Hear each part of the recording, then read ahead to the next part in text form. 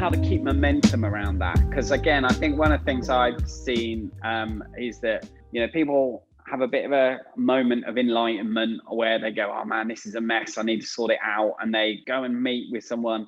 But after kind of like a week, few weeks, maybe a few months, it just feels a little bit hard and a bit stale, and they're asking me the same questions and I feel like I'm giving them the same answers.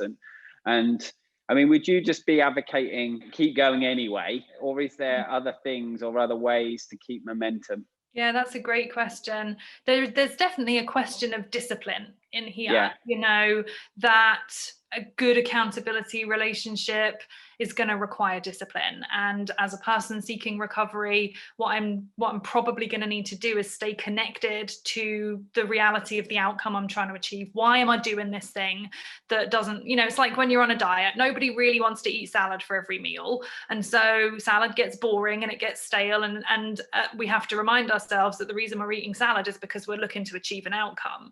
And so I would say staying connected to both the outcome if I do and the outcome if I don't maintain this relationship is really important. Not that we want people to live in the worst case scenario, but there is a reality. And like I said, you know, my own addiction carried with it some pretty hefty consequences. And if I'd been able to keep those in mind when I was making some of the choices and, you know, choosing the crossroads along the way, I might have made different choices. And so maybe a good accountability relationship also involves a continuing awareness of what we're trying to achieve and what we're trying to avoid. And that could be important. I think the other thing that you can do with an accountability relationship as well is, you know, switch it up a little bit. So maybe you are really stable in your recovery, but are there other things that you might want to achieve? You know, do you want to enhance your spiritual life? Could that be a person you could do that with? Do you want to achieve some other goals? Because accountability works across the board. You know, it's basically you saying, would you be on my team and help me achieve this goal? And so you can broaden the scope of an accountability relationship. I do want to say one more thing though, Ian, which is sometimes call it the pink cloud of recovery. So often what happens for any addiction is we have some kind of horrible consequence in our life. My wife finds out, or, you know, I lose my job, or whatever it is. And the reality of that feels so near that the desire to do the addictive thing is turned off for a while. And people think they're fixed in that space. They go, oh, I don't want to do that. I can't even imagine doing that ever again. Like it's abhorrent to me to even think about that, and that's great. Like I'm all for people enjoying that sense of freedom. But what we're looking to create for people through disciplining ourselves to an accountability relationship is sustainability. Like that pink cloud phase may not last forever. And so if it starts to wane, if that little voice of temptation pops up, even if it's 6 months or 12 months down the line, have you got a toolkit in place? And so I think that can help you to sort of keep an accountability relationship alive by thinking about all the what ifs. And I tell the groups all the time that I'd rather you were over prepared for a thing that you eventually didn't happen than under prepared for something you didn't see coming. Yeah, that's great. Final thoughts then. We've mentioned groups a few times, and sometimes I come across folks who would say the idea of a group, I getting help from maybe, you know, a coach, counselor, one-on-one, I kind of understand that. But the idea of being in a group just feels like it's unnecessarily involving more people. And so you probably come across that a lot, that, you know, the fear that comes with kind of joining a group rather than getting individual help. But what are the benefits of group work? Why have you seen group work being so helpful? Why do we endorse it so much in our programs as a way of finding recovery? Yeah, good question. And I'll start to answer that by saying I didn't want to go to a group.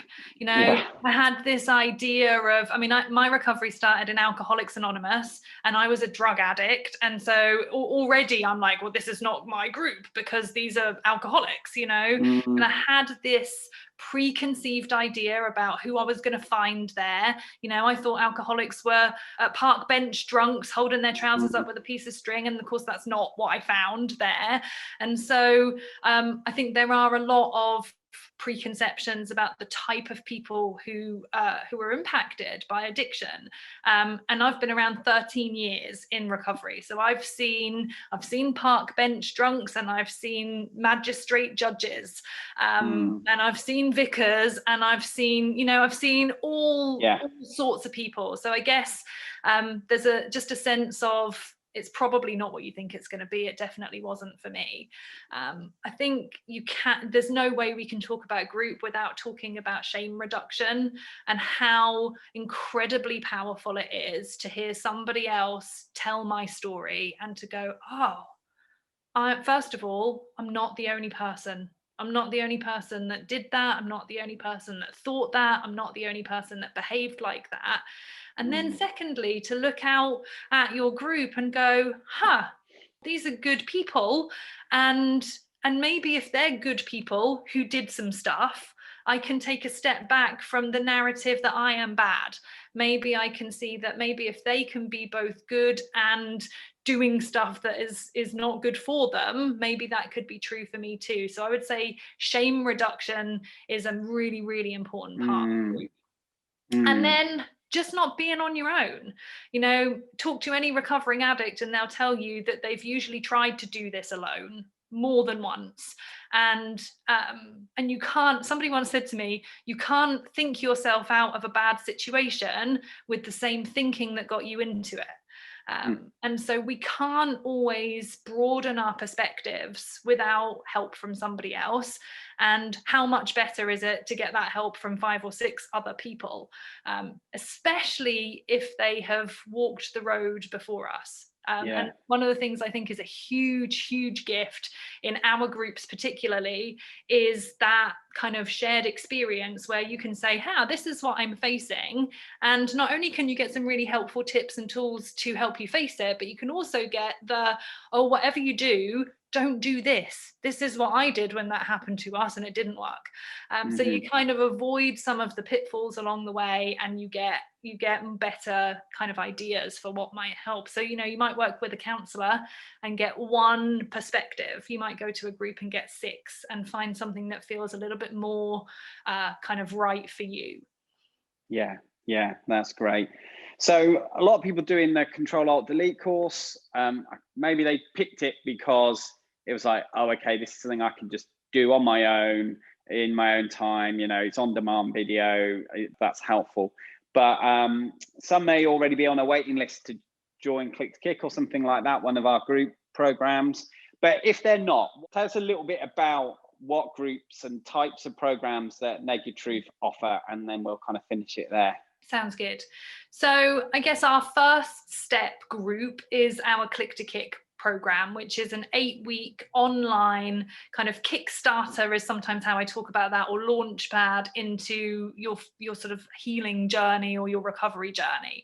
And so that looks like getting together and learning about how addiction impacts the body and the brain, and getting some good education, which helps to give them a context for what they're experiencing, and then some good solid relapse prevention tools that says, okay, how do we help you make some better choices here? And I would say Click to Kick gives you a basic toolkit.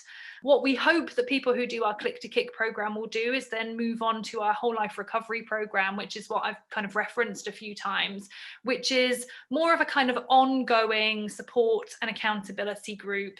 And one of the key differences in that group is that it's more ongoing. So it's not time limited. You just continue to come until you decide that you're ready to move on. And so we've got some people in our programs have been with us for years, because recovery isn't going to happen overnight. And relational recovery, which is a specific focus of our organization and our Whole Life Recovery groups, is also very tough and can be ongoing. So Whole Life Recovery kind of does that. It says, okay, let us walk with you as you continue to walk out your journey of recovery, because it's not done once you do your 8 weeks. And that's the place where we are doing that kind of processing of any tricky patches, and we're catching the relapses that might happen and saying let's not have the pain of that without the learning from it. So we're doing all of that in whole life recovery, and that's where a lot of our clients build their team.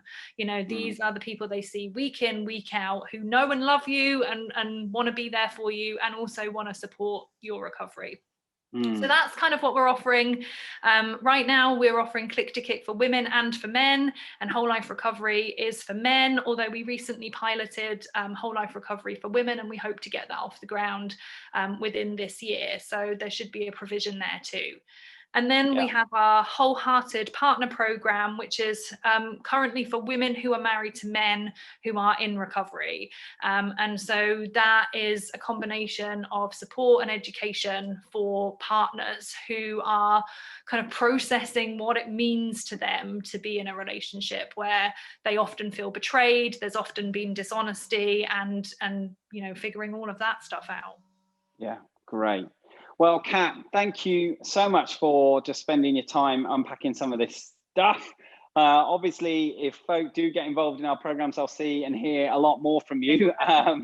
But it's just been really, really great just to get some of your perspective, and also not just as someone who heads up all these programs, but as someone who's walked the path yourself as well. That's just been really helpful. So thanks for being honest and vulnerable about that too.